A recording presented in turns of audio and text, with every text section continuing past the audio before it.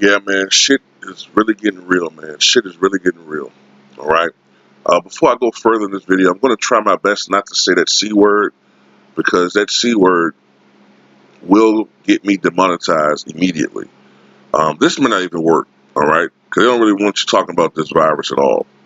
So I'm going to try my best not to say the C word, but I don't think it's going to work. But anyway, today, the NBA, I believe it's called the NBA Board of Governors, along with the commissioner's office, are going to have a conference call discussing the best strategy that they can come up with as far as keeping NBA players, personnel safe from this virus. All right, which has been spreading rapidly in the United States. I remember the first confirmed case maybe 2 weeks ago or so, and now there's uh, well over 1,000 confirmed cases, but the actual number of people infected is probably far higher than that. I would probably just multiply that by three. Me personally. Uh, so basically, this is what they're considering. In cities where there have already been cases of the virus, they're considering playing home games in the opposing team's city, if that city has not yet been affected by the pandemic. If both cities have been affected, they may consider playing in a neutral city, in a city that may not even hold have any NBA teams. I'm all for that here in Richmond, VA. Bring on some of them games over here in Richmond, VA. It's fantastic. The NBA, that is. Worst case scenario, well, I'll get to that in a moment. They're also considering playing games without fans. But I have to wonder how long can they do that? Because they will be taking a huge loss financially. And segueing into that, they may even consider, if it gets really bad, this worst case scenario, either suspending the season or permanently until the situation gets resolved, or temporarily suspending the season. So, because we've never really been in a situation like this, not recently. Now we've had some disease pandemics before in our history. And I've mentioned before the influenza, the Spanish flu pandemic that struck the world 1918, 1919, that killed 50 million people worldwide and killed 675,000 Americans. And of course, you had the polio pandemic in the 1920s, which killed, I don't know, off the top of my head, maybe hundreds of thousands of Americans and affected millions, including Franklin Delano Roosevelt, all right, who was going to become president. So we've had these types of disease pandemics before. We just feel like, oh, that's all part of the past. But this new strain of that family of virus, the thing that makes this hard to contain primarily is the long incubation period. The long incubation period. This virus is a more severe strain of the flu and far more, well, I don't want to say far more, but considerably more potent than the common cold. All right. Our systems are used as well to, I have to say, that our systems are more used to those viruses. So they don't really, not to say they still don't pose a threat because the flu still kills a lot of people. But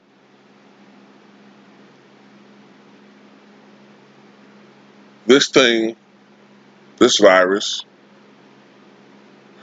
I don't. I just. Me personally, you have to hope that since we're beginning to enter the warmer months, that would help to allay some of the spread of the virus.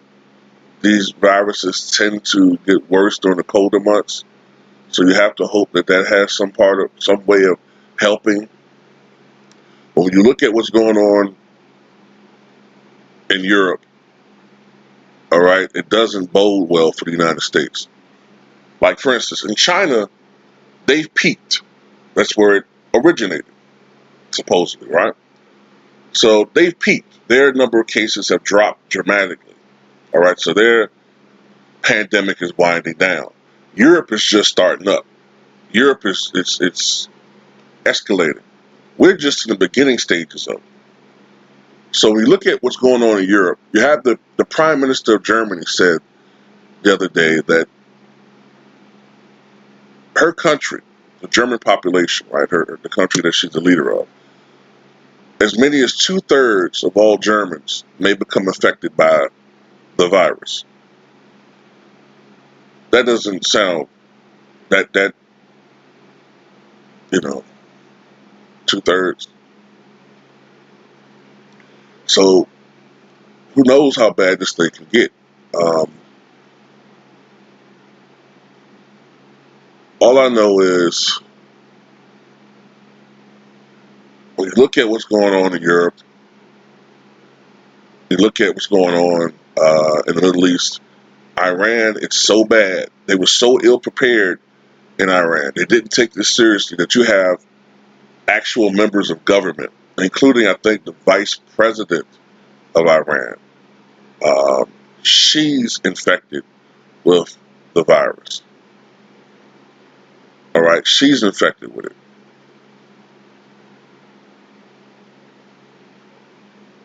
So I don't know, man. I know that LeBron James recently changed his stance on that. His stance initially was that he couldn't envision playing without fans present at games, but due to the seriousness of the situation, now he's open to that possibility. Um, I think it would be really weird watching a broadcast game without fan presence.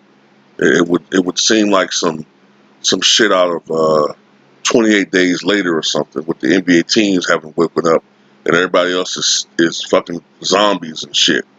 You know what I'm saying? Like they're playing games, but there's zombies banging on the fucking stadium door and shit. I want Curry's brains.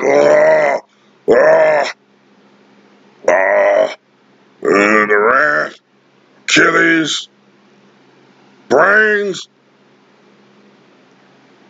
But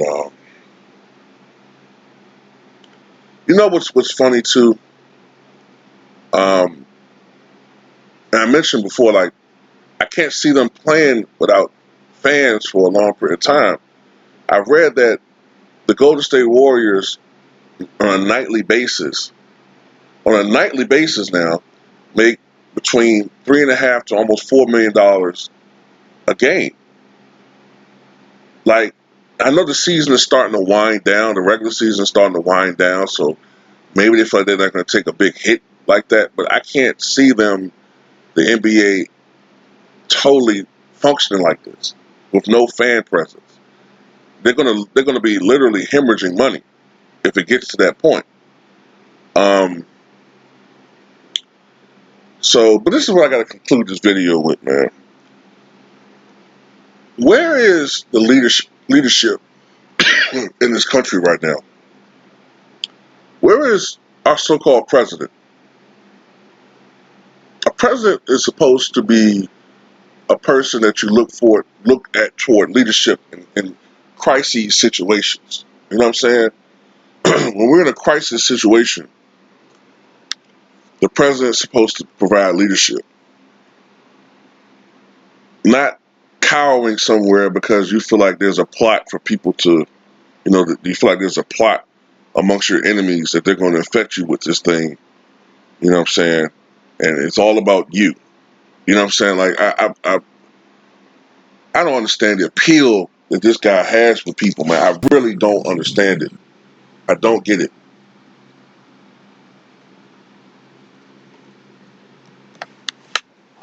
To each his own, I understand, but I don't get it. He's a vile human being, man.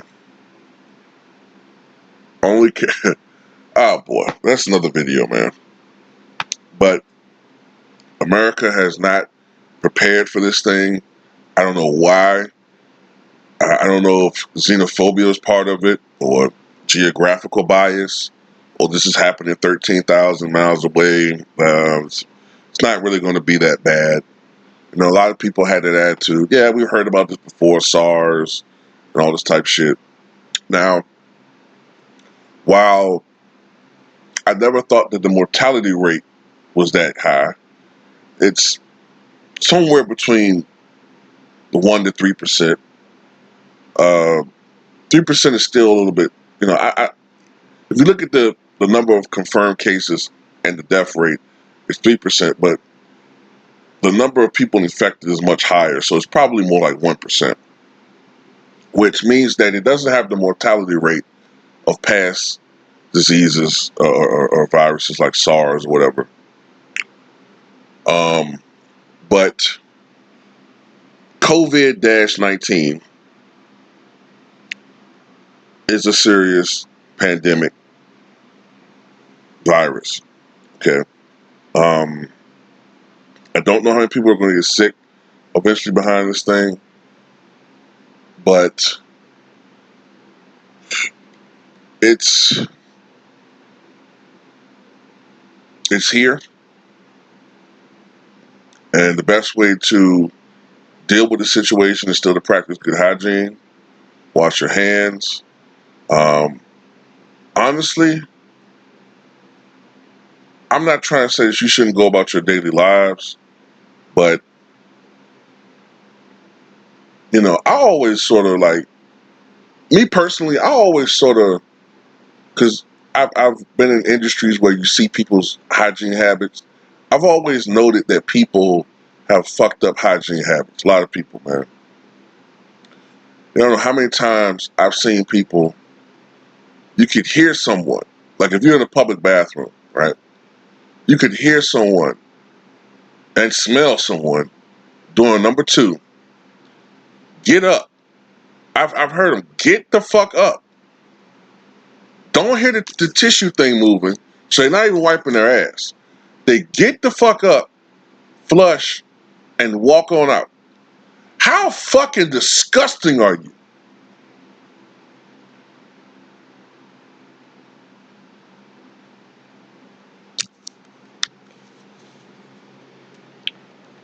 All I'm gonna say is, when it comes to this virus, some people are like this not gonna be funny, but the countries and continents that have been affected, countries in Europe, all right, uh, Iran, China, all I'm gonna say is follow the porn. Look at their porn. See a lot of these countries the citizens are into. I'm just saying, America's becoming a perverted ass country. Hey, I'm just saying.